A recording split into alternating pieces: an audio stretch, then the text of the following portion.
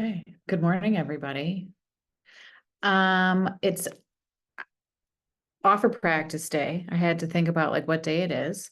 I'm gonna get right into this. Before I start sharing my screen, I don't know if folks saw, and Arnie, what office are you out of? Oh, can't hear you. Okay, I'm unmuted. Southwest. Southwest. Okay. You probably wouldn't have gotten this email because I didn't send it to the Southwest PC agents. But what I'm going to put in the chat is a document that helps lay out today's offer practice. So what today is not, it's not zip form training. It's not command training. And we really don't go over in terrible detail the offer document itself. But what we're gonna do is just let me know if everyone got the PDF that's in the chat. Did you get it? Oh, here. I have someone here in person with me, Elizabeth. So if you see me talking to the side, I'm not talking to myself. Although that would be fun. But what I'm gonna do is I'm gonna go ahead and share my screen. And what we're gonna look at is the same document that I just put into the chat. So what this document outlines, because you guys are all new, and as a heads up too, I actually have to end this at about 11:40 for an appointment. But what this document outlines is our subject property. So if everyone wants to practice writing an offer, we're all going to do it on the same property, which is exciting. And that property is, I put a link into the Google Doc. It should take you right over to MLS. So we've got and I'm going to try to blow this up a little bit. We've got a delayed listing. We'll just pretend that it is active, but the actual showings start on the 7th. But this is going to be our subject property. So it's a 3-bed, 1-bath house here in Whitefish Bay, actually just around the corner on Shoreland. And our kind of some specs on this home. It's in the village of Whitefish Bay, which is in Milwaukee County. Let's look at what I always go to first is what's included, what's excluded, and then what are the private remarks in that the listing agent has included. So in terms of inclusions, it looks like we have a fridge, an oven and a range, a disposal, dishwasher, washer and dryer. Excluded, the seller's personal property. And then apparently there's also a sauna in the basement, which that's also very exciting and totally trendy right now.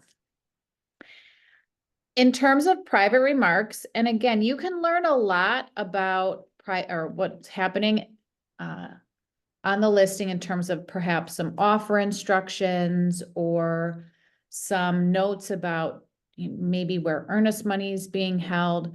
You can learn a lot from private remarks. So I always want to review those before I pick up the phone and call the listing agent with any additional questions. So it looks like in this instance, square foot's not verified. Call Laura, who is the listing agent prior to sending an offer. All inquiries should go to this email address. Call that phone number. Super important. Do not send offers to the team email, which is down here. So again, always read private remarks because you can learn a little bit more about what's happening on the listing. So what I want to do is I'm going to go back now to the Google Sheet. Can you guys see the Google Sheet okay? Thumbs up? Okay, great. What I've done is I've just restated here what the inclusions are. And then what the exclusions are. It shouldn't be that. And then reminding people, please read the private remarks because it's giving you some insight as to where you should be directing your offers to with regards to an email address. So everybody is going to be using the same buyer. And today, our buyer is Jackson Churio. Does anyone know who he is? He's like a legit person. He's like the hottest player right now on the Brewers. And so we're helping a brewer find a house in Whitefish Bay. So Jackson's closing time frame is very flexible. He would like to have a home inspection and a radon inspection. He's got about $10,000 in cash, and he wants to use that $10,000 for earnest money. If folks think that there should be an appraisal gap or any type of inspection coverage, he's really looking to you as his agent to help understand how best to use that money in our offer. I had to put this in here because most likely Jackson Churio would not be buying a 3-bed, 1-bath house in Whitefish Bay. But I've said he's been pre-approved for $1 million. So the guy's got the money. And he is pre-approved for the local and reputable lender. He's ready to put 20% down. And right now we'll just estimate that mortgage rates, being very conservative, are 7%. So some of this information in terms of what Jackson is looking for is going to help you craft your offer, right? You want to help understand what he's looking for. And then you also want to see, okay, how can we also meet some of the seller's expectations as well? So moving into expectations, we're all going to make some assumptions in our practice offer. And the assumptions being the following. So Jackson signed a buyer agency back on July 16th. In that buyer agency agreement, he agreed to compensating your commission of 2.4%. That buyer agency agreement is valid for 90 days. Does anybody know why it's important that we have a buyer agency agreement in place, and what does that mean for our offer? Well, we can't show them the house without it, can we? Yes. You can't show a house without one of 3 documents signed: a pre-agency agreement, a disclosure to customer, or a buyer agency agreement. When you have a pre-agency agreement, you are allowed to show the house, but you are not allowed to write an offer. The only time you can write an offer on a property is if you have signed buyer agency with the buyer, or the buyer has elected not to have buyer agency representation and instead is going to be a customer of the firm. So this is going to be important for us as we go into writing the offer, because right on the first page towards the top, we have to indicate what type of agent we are. Are we agent of the buyer, agent of the seller, agent of, whoever? Some additional assumptions too. I always recommend, even before going to the showing, calling the listing agent just to get some additional information, because there might not be everything on MLS as it pertains to binding acceptance, ideal closing dates, and it also gives you an opportunity to establish a nice communication path with the other side of the transaction right away. So I actually called Laura yesterday, Laura Brewster, our listing agent, and she gave me a lot of scoop. So she actually said that the seller did a pre-listing home inspection, and that's actually uploaded onto MLS. She also indicated that the seller is offering cooperative compensation of 2.4% of the purchase price. And this is true, she does have a compensation agreement ready for any buyer's agents to sign, and does want that in advance of getting an offer. So you shouldn't send the compensation agreement with the offers, try to send it in advance. And the sellers are closing on a new house this week, so they can close in as early as 30 days. So 30 days is fine for them. That gives them plenty of time. If it needs to be longer than 30 days, that's fine too, but 30 days sounded like a nice time frame for the sellers. And they are requesting that they have binding acceptance through Sunday, September 8th.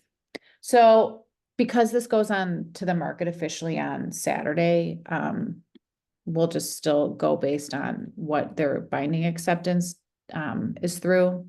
So that's giving the seller, say you get an offer, and that's giving the sellers until end of day Sunday to accept, counter, what have you. So just some additional assumptions we're gonna make just to make it simple. For today's offer practice, we are gonna offer asking price. So this isn't necessarily competitive offer writing practice. This is just the nuts and bolts offer writing practice. And we have a pre-listing home inspection, which is fantastic. And we haven't used a pre-listing home inspection yet in offer practice. So I'll show you a little bit more about how we're gonna use that. But really, anytime that you see a listing that has a pre-listing home inspection, you should review the pre-listing home inspection report, and you can most certainly pass it along to your buyer so they can also review that information. Ideally, it's great to do it ahead of time. So when you do go to the showing, you can cross-reference the report with maybe some things that you're seeing at the home. But pre-listing home inspections, has anyone ever seen these before, or has anyone ever experienced writing an offer on a home that has had a pre-listing home inspection? Anyone? Okay, we have one in the room, my secret friend. Okay, we'll get into that in a second. So really, with this pre-listing home inspection, what I like folks to do is, come up with what you would potentially recommend to your buyer as to whether or not the buyer understands the benefits of the pre-listing home inspection. It's up to you to also kind of walk through, pros and cons. But a lot of times sellers like to do pre-listing home inspections because it puts everybody in the same situation as it pertains to information. Everybody's getting the information. They're not hiding anything. And sometimes, and I would say actually a lot of times, don't quote me on a lot of times, but buyers feel comfortable enough with the pre-listing home inspection report that they will not have their own inspection. They will use that report to help guide maybe various things that they're going to put in their offer. And so what I always recommend folks do, please take advantage of doing practice, because today we'll start going into zip forms and we'll start building the offer, but we won't have enough time to get through all of the offer documents. So I always encourage people to continue practicing and to continue filling out the offer to the best of your ability, and send that offer to me as if I was the listing agent. So send it in one PDF, send me your cover letter that you would, summarize the key headlines in the offer. Send that to me by noon tomorrow, and then I'll give you guys feedback on the document. Make sense? Groovy. Okay. So what I'm going to do first is I'm going to go back into MLS, and I am going to look at this pre-listing home inspection. And yesterday it wasn't coming up, but okay, cool. They fixed it. Okay, so this is the pre-listing home inspection, and it looks like they had the inspection towards the end of last month. So it's not terribly old, which is very, very important, right? Like you want to make sure that if an inspection has been done, it's within close proximity to when the house is being put up on the market. But the first thing that I always look at, oh, is somebody talking? Am I the only one not seeing it on my screen? Should it be on my screen now? Yeah, let me see here. Let me stop sharing and I will reshare. I'm just going to share my desktop. Oops. Oops. I like the cute XOXO. That's from my mom. Okay, can you see the home inspection report? Yes. Perfect. Okay, so this was inspected by Mark Henry of Integrated Home Inspections. Mark's great. If you haven't used Mark before and you ever need a home inspector, he's a great one to recommend. But the thing that I do is I first look at what the inspector has identified as the defects. And every home inspector is going to have a different way that they format their reports. Many summarize and categorize their findings towards the beginning of the report. And Mark outlines them. Really, he calls out what are defects. He indicates what items are gonna need repairs. Maybe what has been a deferred cost. So that most likely means B, hey, future homeowner, you might want to start saving money to replace the exterior AC heat pump.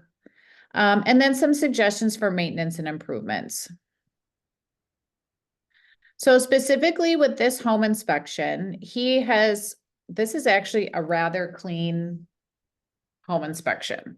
But this is something that you're gonna wanna, again, show your buyer as it pertains to what came out of the home inspection. So it looks like we've got some wood damage on storm windows.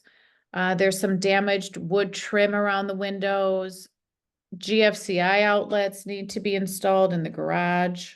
A GFCI outlet's missing in the bath. In one of the bedrooms, there's an open ground outlet, plumbing, leak at the main water entry valve, but it's a slow leak, recommend repair by a qualified plumber. And then some things here with the electric or cooling system. So we need some 2-prong outlets with GFCI protected outlets. So in a nutshell, like to me, this is a very, very clean home inspection report, and I would be really jazzed as a buyer to see this type of information, right? So I usually don't go into this a lot because it's more offer practice, but for our offer practice today, I want you guys to think about how would you guide your client, and he is in fact a client, how would you guide your client in terms of the inspection contingency? You know that he wanted to have a home inspection. You also know that he wanted to have the radon tested. So you've got a home inspection completed already.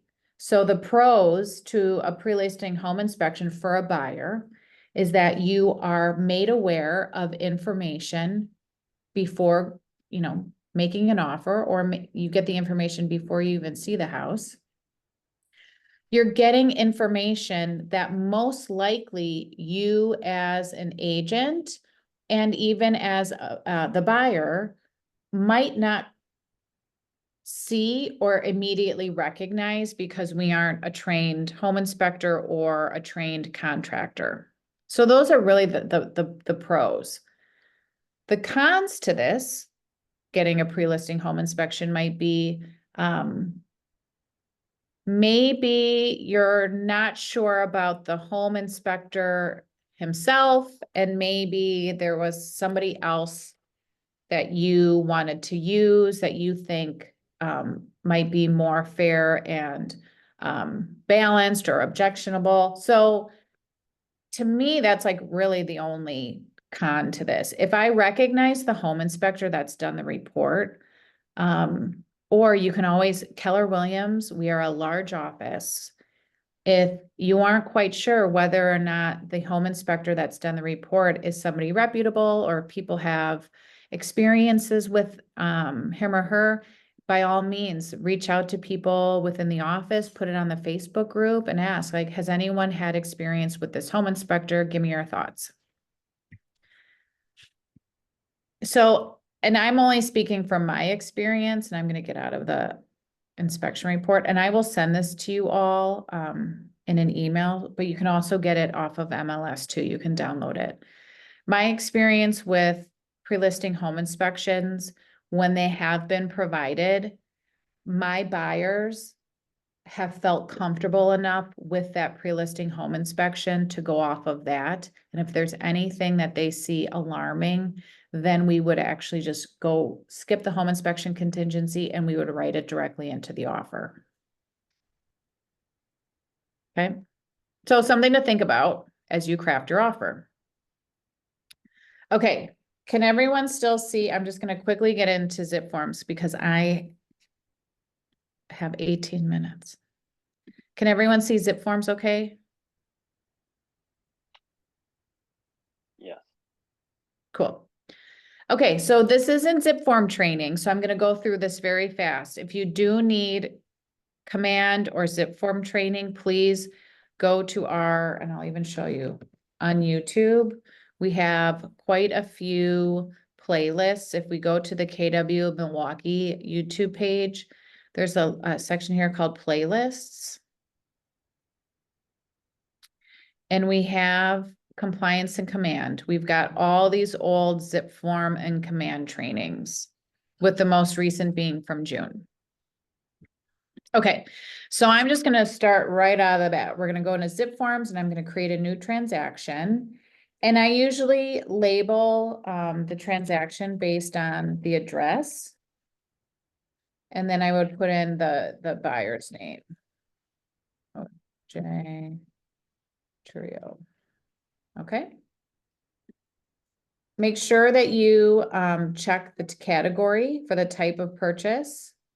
And then make sure, this is super important. In order to be able to have the documents populated automatically into your folder, make sure you select the right template. And our template, they all start with global, but our template is the global residential offer packet. If you are doing a condo, you do the condo offer packet, okay? So our residential offer packet, hit save.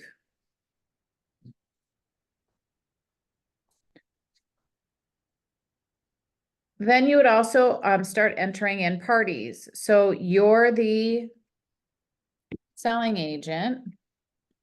You put in your name and your email, hit save. And then you also need to add in your buyer's name and email address as well, because this will hook zip form up with DocuSign in order to get the email signature process going. So, and then I would put Jackson's email here, but I don't have his email because I really don't know him. Okay, moving into documents. This has automatically populated then all of the templates for the most commonly used documents that are leveraged for an offer to purchase. So we've got pre-agency, buyer agency, the big offer here. We have the GMAR Addendum A, GMAR Addendum AC, and some additional disclosures. Can anybody tell me what documents we would include in this specific example? What documents would we most likely leverage for our offer?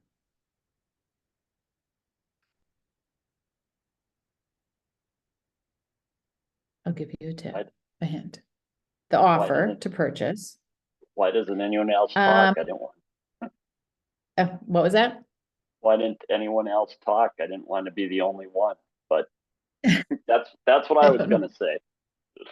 Yep, so we're gonna have the offer to purchase. GMAR Addendum A also is used, even if you don't necessarily check a lot of the boxes, it actually gives your buyer some additional protections. You might use GMAR Addendum AC, which includes like an inspection, contingency coverage, an appraisal gap, or an escalation clause.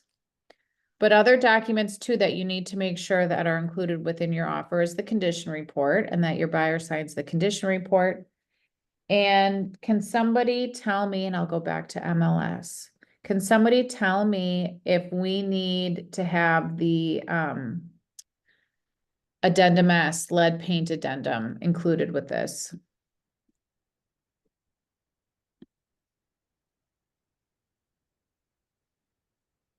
We do, because it was built before 1978. So let's just make sure that all of the documents, we've got a lead paint disclosure here and a seller condition report here. Okay, so I'm just gonna quickly just start building the offer. So we're making the offer on today's date. You just have to plug into the, click into the box and it'll automatically bring up the calendar. And the licensee drafting this offer is which option is most applicable here? Are we the agent of the buyer, the agent of the seller or the listing firm, or the agent of the buyer and seller? We know that Jackson signed a buyer agency agreement with us back in July, so that makes him officially a client. So if he signed by our agency, that makes us what type of agent? Agent of buyer. Agent of buyer, yep. This is sometimes too, the most frequently missed section of the offer. I can't even tell you how many times too, like I've drafted an offer, I'm like, oh, I already forgot, like line 2. Gotta cross all that off. Okay. So because earlier in the zip form process, you had put in Jackson's name as the buyer, zip form should automatically populate. But here now we're just putting in the name or the address of the property. 5053 North Shoreland Avenue. And this is in Whitefish Bay. Does anybody know what type of municipality Whitefish Bay is? Is it a town, a city, a village? Yes, it's a, thank you, Elizabeth, it's a village. And that's important because you have to put it in the offer. But if you don't know, here in MLS, it indicates what type of municipality it is. Okay. So we're gonna put that 5053 North Shoreland is in the village of Whitefish Bay. And it's in the county of what? Does anyone know what county this is in? Milwaukee County. Yep, it's in Milwaukee, and you can find that out also back on MLS. Towards the top, it indicates what county it's in. Can you guys see that? Perfect. Hold on, I'm just gonna look at the chat. Looks like somebody, I have an appointment. Oh, okay. Hold on. Perfect. Okay. Now, for our offer practice, we said we were gonna make this super easy and we're gonna offer what they're asking, which is $409,000. All you have to do is plug that number into line 9 and it'll automatically populate put it in line 10, it'll automatically then populate line 9. Included in the purchase price. So this is where you're making sure, and it needs to be crystal clear, what you want included in your offer. And after you've talked with Jackson and you've reviewed with him what the inclusions are, he says, you know what, all of those inclusions sound great. So literally what I do is I copy it out of MLS and I'll just paste it. Now, if there was some additional items that maybe weren't referenced in MLS that Jackson saw and he wanted to make sure were included in the offer, it might be a beverage fridge in the basement, or it might be a pool table. You can also include those here, right? So it's just, and if there's something that was offered in MLS that he doesn't want, maybe he doesn't want that refrigerator because he wants to buy a new one, you would leave it out and then you would just include it as an exclusion. But he's And gonna take everything that they're offering. And then he And you- also realizes, oh, go ahead. Even though he says sauna excluded, could he put that in there and say, I want your sauna? Or should he leave out the exclusions if yeah. they specify? Yep, no, he sure could. He sure could. But we're gonna make it easy and we're just gonna say, yep, no seller personal property and no sauna. I'd like a sauna. I'd also like a cold plunge. Me too. I know, let's just make it like a whole recreational area. Okay, so in terms of binding acceptance, then we have to indicate when is the deadline that we are asking the seller to accept our offer by. And if you recall, our listing agent said, please give us until September 8th. Now, that means that this deadline runs through 11:59 p.m. on September 8th. If you wanted to say, you know what, we only want to give them until 2 p.m. on Sunday the 8th, you could do that. You might be upsetting people. But all you would have to do if you don't want to give them the entire day is just type in 2 p.m. Okay, but I'm going to get rid of that. This transaction next line here is when do we want to close? So we know the sellers are able to close within 30 days and we know Jackson's super excited to move. Maybe this might conflict with some postseason baseball, I don't know. But let's just see what 30 days gets us, and I'm just gonna go to a quick cheat sheet. 30 days from Sunday would be Tuesday, October 8th. So let's just say we use that for our date. Your buyer can do it. That sounds like it's gonna work for the seller. So I'm just gonna put 30 days, October 8th. And I'm gonna cross off here at the place selected by the seller, because it's already indicated prior in this, at the beginning of the line, that we're gonna give the buyer the option to select the location for closing. So this is just redundant. Now I'm gonna go up to page 2, and you have to make sure that you also include the address at the top of page 2. For some reason, Zip Forms doesn't automatically carry it from page 1 over to page 2. But once you enter the address and again on page 2, it should automatically then save, yep, to page 3. Okay, so the first section that we really have to start thinking about is earnest money. And we know that Jackson's got about $10,000 to fund earnest money and any appraisal gap and any maybe inspection contingency that that you guys talk with him about. In terms of earnest money, does anyone know what the kind of average or standard earnest money is that is offered in our market right now? I'm just getting out my calculator. Usually it's like 1 to 3% of the purchase price. So if we know that we're offering $409,000, let's just say, you know what, Jackson, let's offer 2%.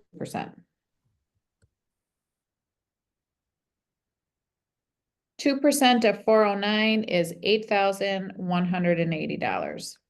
Okay. Now that means we have $1,820 left for anything else that we might want to include in the offer. Okay, so earnest money of $8,180 is going to be mailed or personally delivered within blank days after acceptance. 5 days is fine. And usually the listing firm holds earnest money. Sometimes if it's a smaller brokerage, they might be using a title company to hold the earnest money.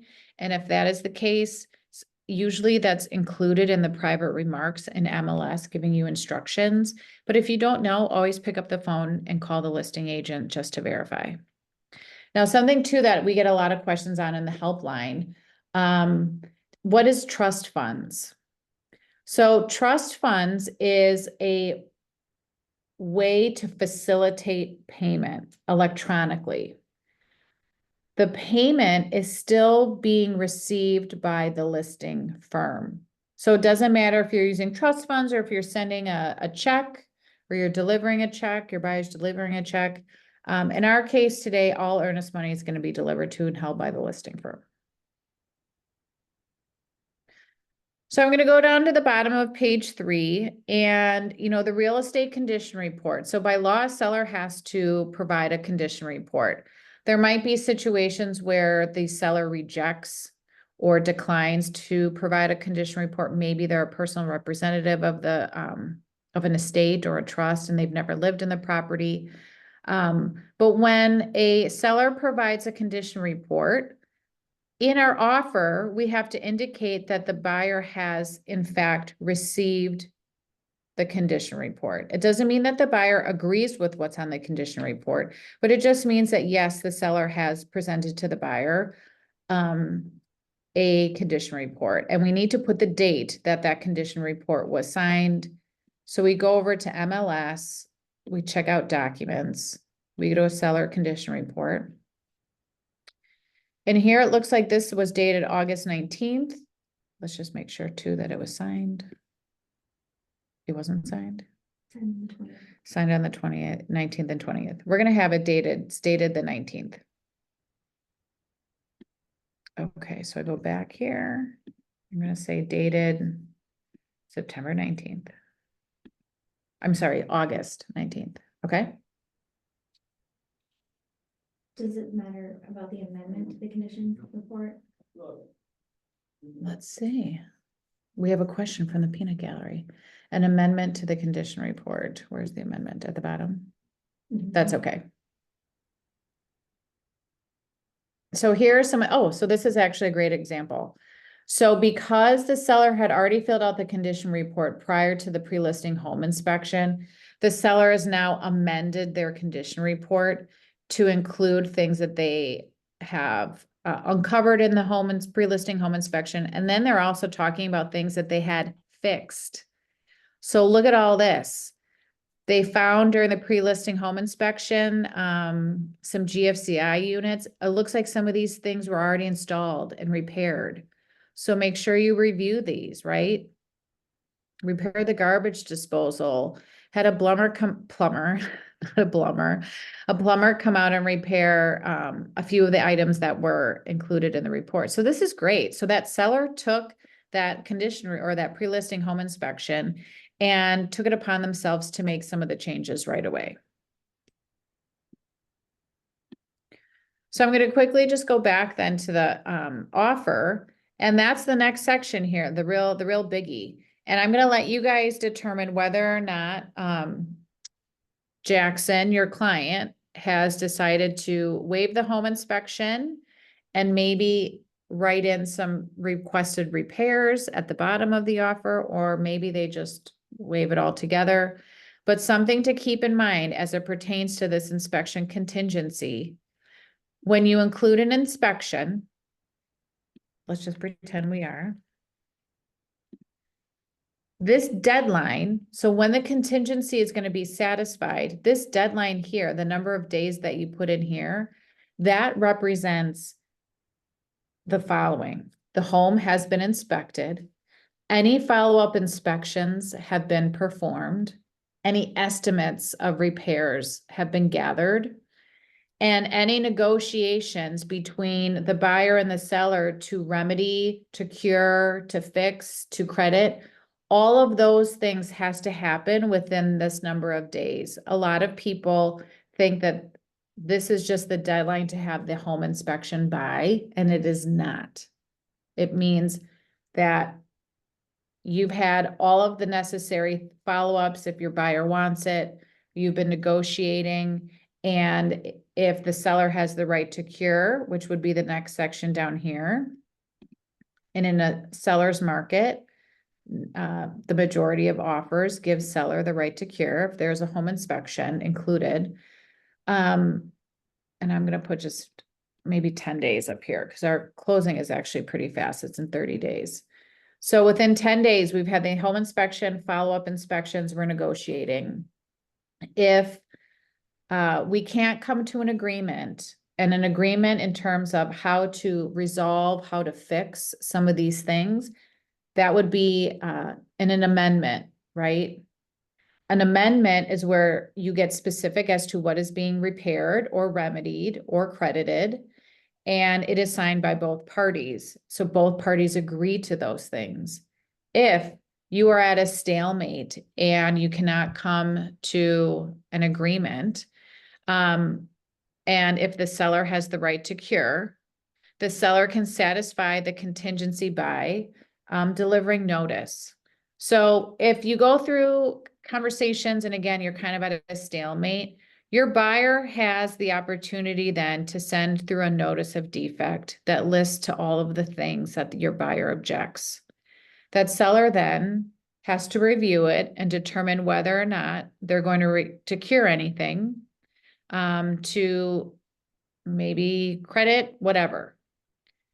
When a buyer delivers a notice of defect, okay, and I'm just going to go quickly back up here. This contingency is deemed satisfied unless buyer within 10 days after acceptance delivers to the seller a copy of the written inspection report dated, and the inspection has to happen after the date of the offer, and a written notice listing the defects identified in those reports to which the buyer objects, okay?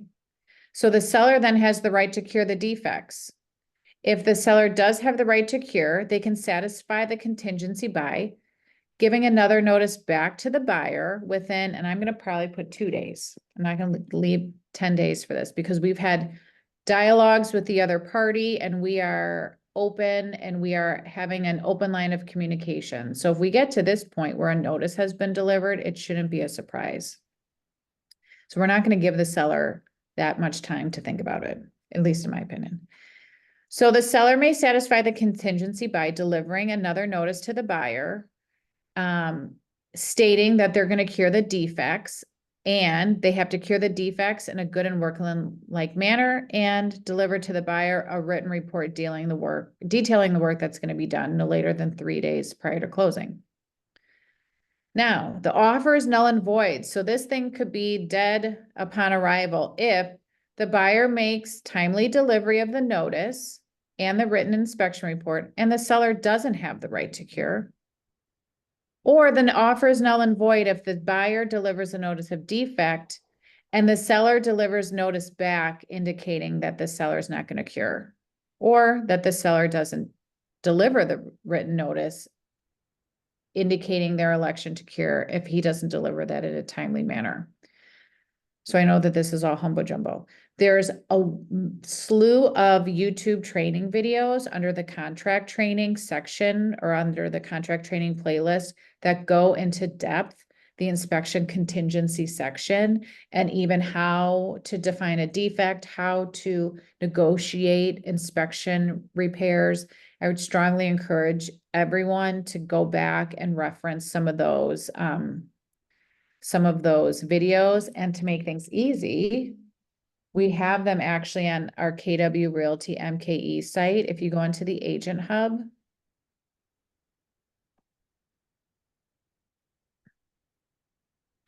under New Associate Resources, PC Resources.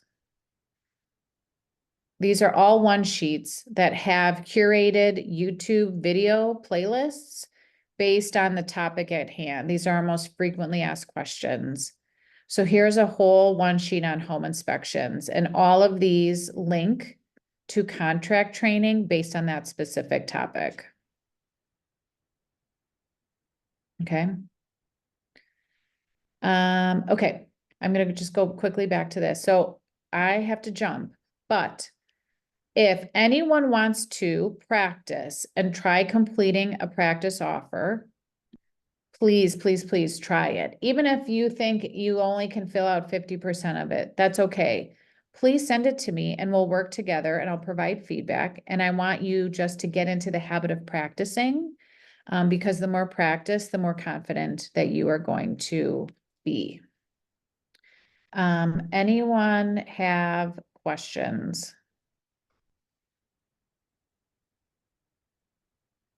I will send you guys an email later today, just with this information again, that has the pre-listing home inspection and then this PDF.